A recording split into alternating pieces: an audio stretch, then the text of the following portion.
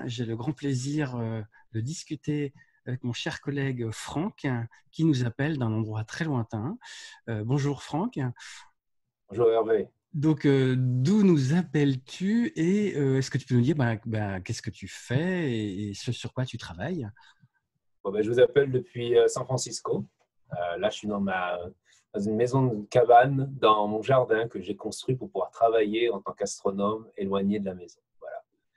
Et Excellent. donc, j'habite à San Francisco. Je suis chercheur à l'Institut SETI, qui est l'Institut de recherche de vie extraterrestre, qui est un institut privé qui existe depuis 35 ans maintenant.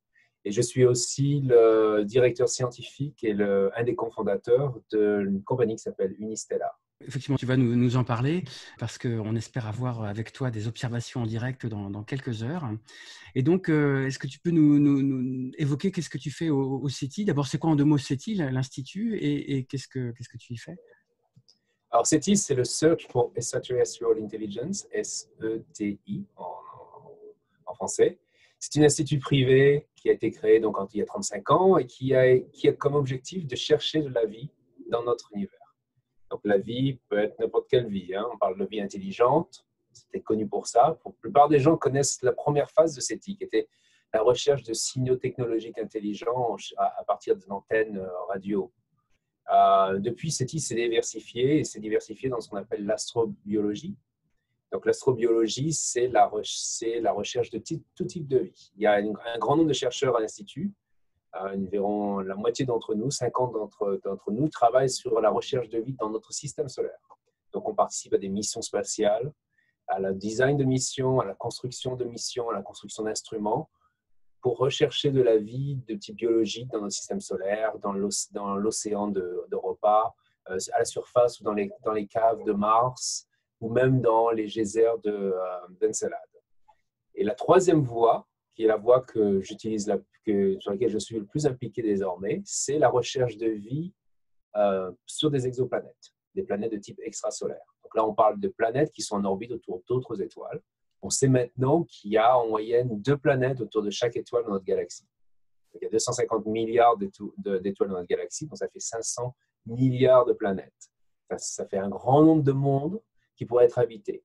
Ces planètes, si elles sont placées au bon endroit, on pourrait avoir de l'eau liquide. Et on pense que l'eau liquide, c'est vraiment une des conditions pour qu'on puisse avoir de la vie. Donc, on est actuellement en train de construire des instruments qui pourront un jour prendre une image d'une de ces planètes habitables et peut-être même découvrir de la vie et peut-être même des civilisations extraterrestres avancées. Vaste programme.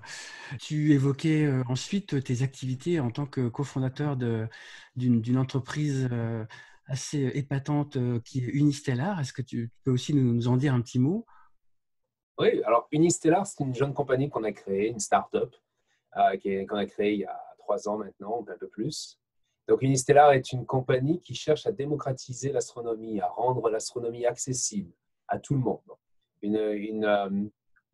Faire que chacun puisse participer à l'astronomie, découvrir l'astronomie, profiter et découvrir le ciel profond, donc pouvoir voir des étoiles, des galaxies, avoir des informations, se renseigner, s'éduquer.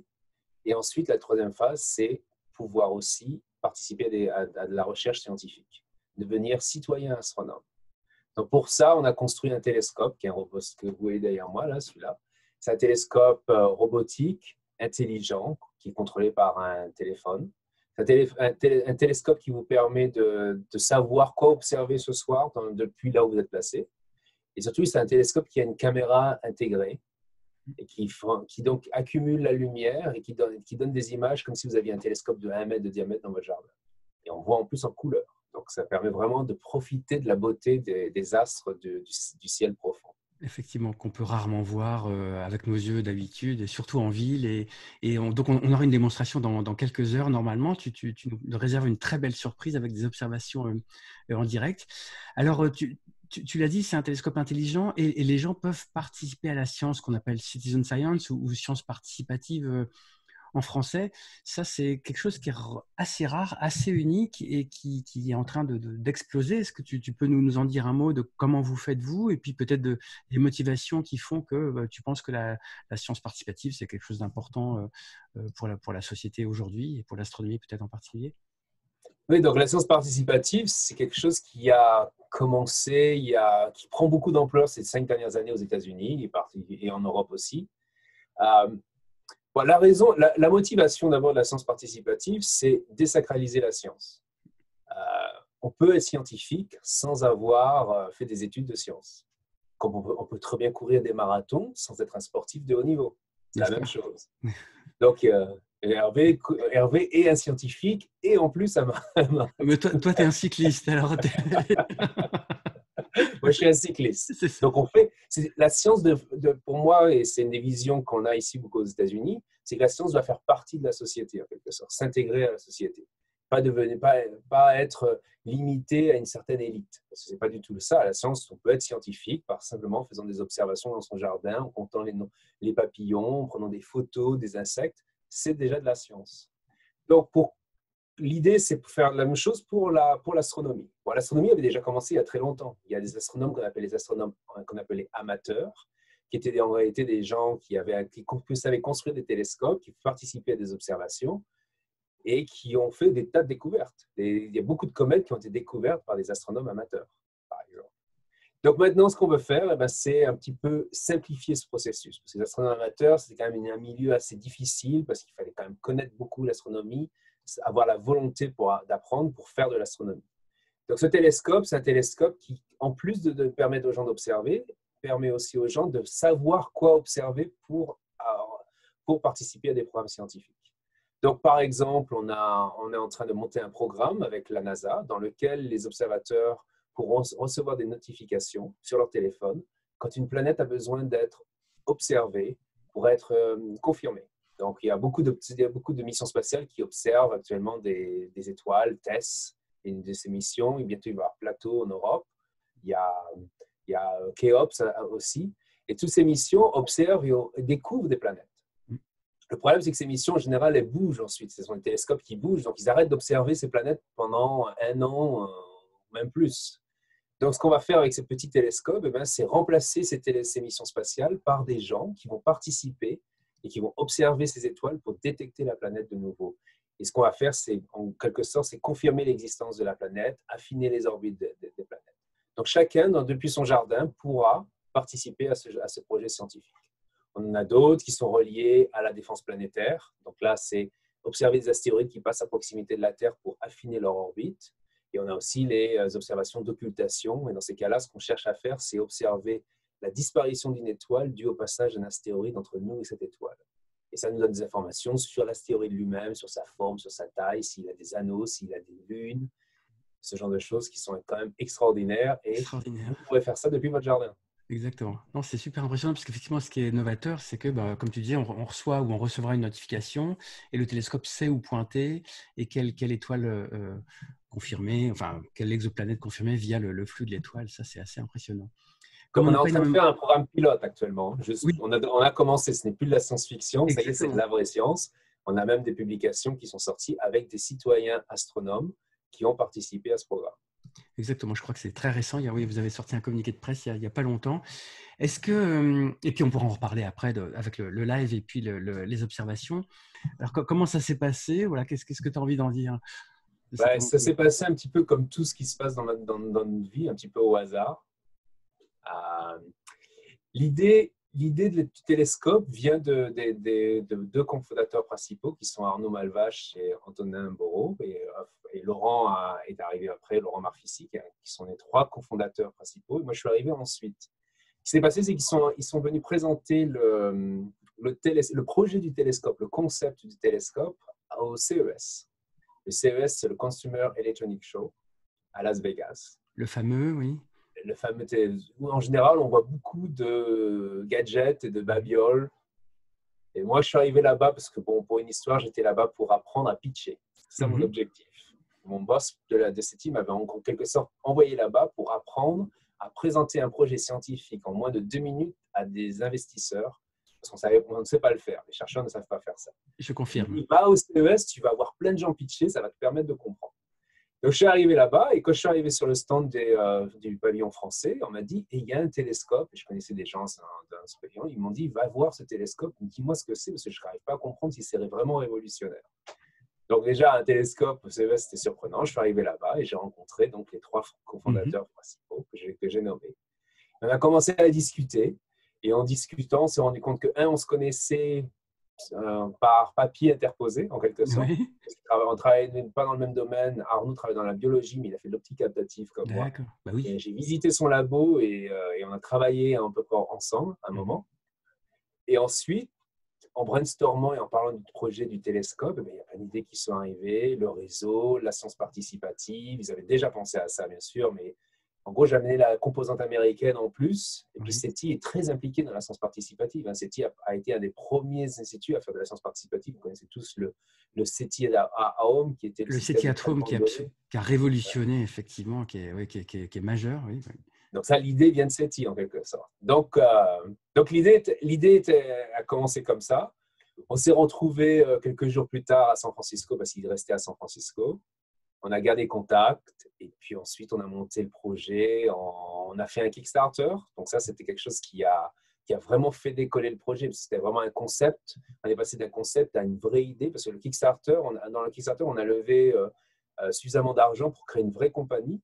On a eu suffisamment de précommandes pour être sûr que notre projet était viable. Et puis ensuite, on a des investisseurs privés. Et puis, on a créé la compagnie qu'on a basée à Marseille parce que 2 des cofondateurs sont de la région. Et c'est un très bel endroit en France, comme vous le savez.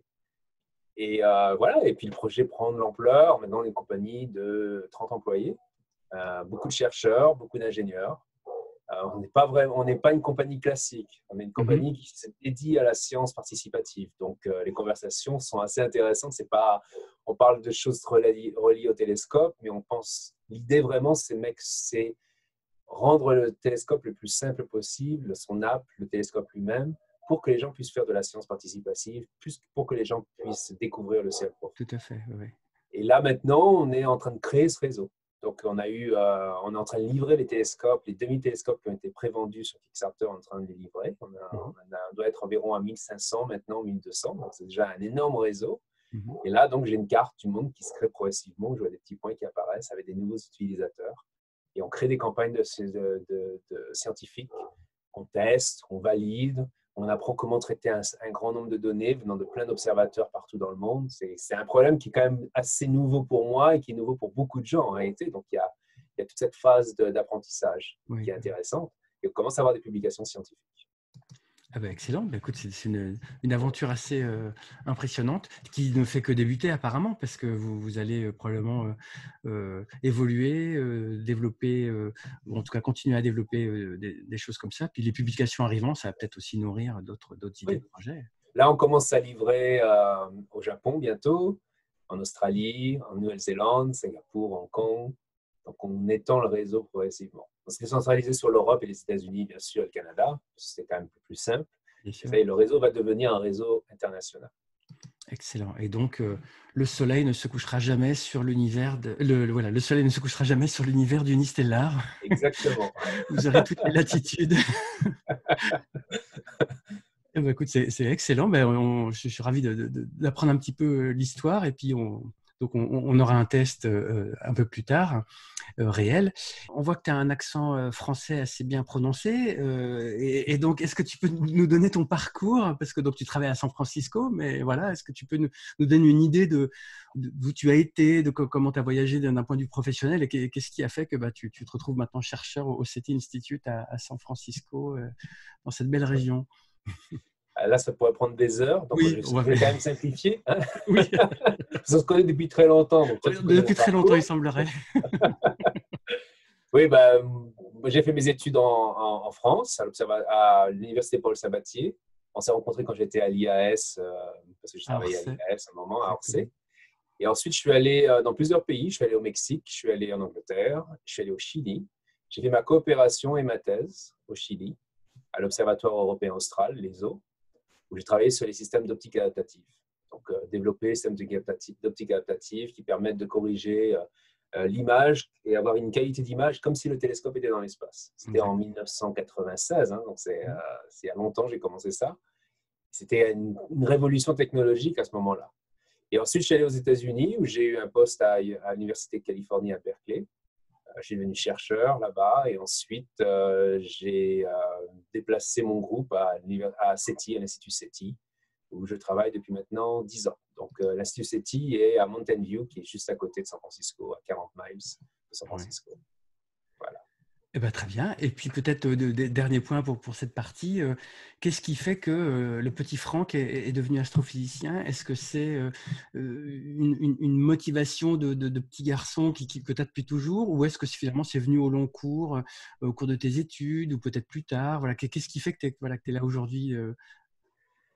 C'est une question intéressante parce que chaque fois que j'y réfléchis, je ne sais pas trop quoi donner comme réponse. Parce que, bon, j'ai toujours aimé l'astronomie. J'avais un télescope quand j'étais gamin. Comme tout le monde, j'ai cherché à voir les planètes que je ne voyais pas d'ailleurs. Donc, la frustration de ce télescope vient aussi de la frustration que j'avais à ne pas arriver à voir de planètes ou à voir des nébuleuses et des galaxies avec mon télescope.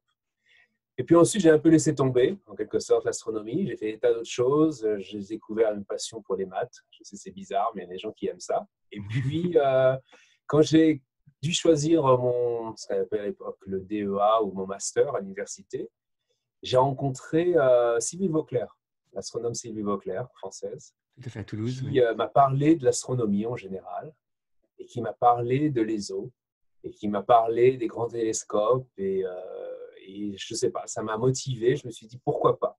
J'avais quelque chose que j'aimais dans mon cursus, que je cherchais à faire, c'était à faire de la science, mais à faire de la science qui est un peu comme une poésie, quelque part. Et l'astronomie, c'était ça. Pour moi, l'astronomie, c'est la poésie de la science, en quelque sorte. C'est les grands espaces, les grands univers. Et je voulais voyager. Et ça, c'est vraiment la motivation. Je voulais voyager à travers le monde, je voulais découvrir le monde et parler plusieurs langues. Donc là, ça y est, j'en parle 4 quasiment maintenant, donc c'est pas mal. Et donc, je suis parti. En gros, un jour, j'ai tout vendu. Je me rappelle très bien cette semaine-là. J'étais à Liège, d'ailleurs, à ce moment-là. J'ai tout vendu et je suis parti. Avec un sac à dos, une caisse et voilà. Excellent. L'aventure. L'aventure, bah écoute, elle est plutôt réussie. Et tu disais que tu parles 4 langues, quelles sont-elles? Français, langue native, anglais, espagnol, parce que j'ai vécu longtemps au Chili, au Mexique. Et maintenant, j'apprends beaucoup le tchèque. Voilà. Et alors, l'autre question qui n'est pas reliée que j'aimerais te poser, c'est que tu l'as évoqué, tu fais tes recherches au SETI Institute, donc tu es très impliqué dans cette start-up Unistellar de télescope et qui fait de la science participative.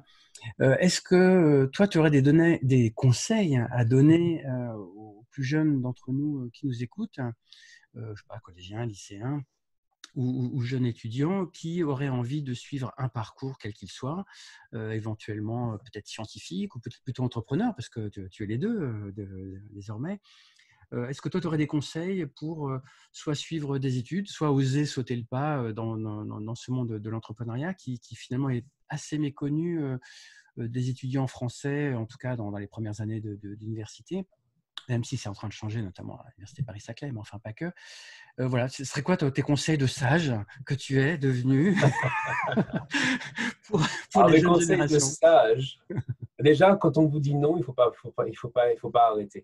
Ça, c'est quelque chose qui est vraiment important. Exactement. Parce que beaucoup de jeunes, moins jeunes, ont du mal à se rendre compte que quand ils ont une idée, elle peut être critiquée très rapidement. Et il ne faut pas prendre la critique comme une façon d'arrêt, comme un arrêt. La critique, il faut l'écouter pour améliorer son idée, mais il faut continuer. Si on a vraiment envie de faire quelque chose, il faut continuer. Parce qu'il n'y a qu'en le testant qu'on saura si oui ou non l'objet, l'idée est valide. Et je crois que ça, c'est quelque chose que j'ai appris grâce au monde de l'entrepreneuriat. Parce que les écoles françaises en particulier ont plutôt la tendance on explique son idée et puis ensuite c'est oui ou c'est non. Et si c'est pas bon, ben on arrête, on plie, puis on fait autre chose. Non, il faut pas. Je pense qu'il faut donner un peu plus de volontariat à la jeunesse, en particulier en France, pour qu'elle puisse tester des choses. Et l'échec n'est pas en quelque chose un échec. L'échec, c'est une façon d'apprendre. Il y a plein de chercheurs, plein d'investisseurs, d'entrepreneurs, pardon, aux États-Unis qui ont créé 2, 3, 4 compagnies et qui ont échoué. Et c'est ensuite seulement à la 5e qu'ils ont réussi. On n'entend pas parler parce qu'on ne parle que du succès. Mais justement, il faut un peu gratter pour s'apercevoir que les gens comme Elon Musk, ben, ils ont essayé des tas de choses avant d'avoir arrivé à faire SpaceX. Et même quand Elon Musk a créé SpaceX, il y a eu beaucoup de moments où il a failli fermer la porte et partir parce qu'ils étaient sur le point de faire faillite. Donc la peur de l'échec, c'est pas quelque chose, je pense, qui fait avancer. Et en étant jeune, on a moins de risques en quelque sorte. Il faut le faire quand on est jeune, parce qu'après, quand on est vieux, on a plus l'inertie de la vie classique, et en particulier les prêts bancaires et ce genre de choses qu'il faut payer. Donc, on a moins envie de prendre des risques. Donc, il faut le faire quand on est assez jeune. Voilà. Bah, c'est de très bons conseils, effectivement, de volontariat et l'échec, même en recherche. Hein, on parle que des résultats, disons, positifs. Là, tu évoquais aussi les publications que vous faisiez avec la science participative, mais en tout cas, pour moi, et je pense pour beaucoup, pour une découverte, ou en tout cas quelques résultats positifs, il y a beaucoup, beaucoup d'échecs. D'ailleurs, qu'on ne publie pas forcément, ce qui est aussi peut-être un souci pour l'exploration des idées, mais effectivement, les échecs font partie de l'avancement de manière générale. Eh ben, merci pour ces conseils et cette vision de sage, hein, que nous apprécierons. Quand on repense à l'époque où on s'est connus, c'est intéressant de parler entre sages. Nous n'étions pas complètement sages il y a quelques années, mais c'est une autre histoire. On peut le dire, hein, c'était en 96. C'était effectivement dans les années exactement 96 à Orsay, voilà, dans une époque formidable pour nous en tout cas. Voilà. Merci Franck de ta participation encore. Et puis on te retrouve avec des amis, j'imagine. En tout cas, tu nous expliqueras ça pour des observations en direct. Tu nous évoqueras tout ça dans quelques temps. Eh ben, bonne nuit, à bientôt. Bientôt. Salut.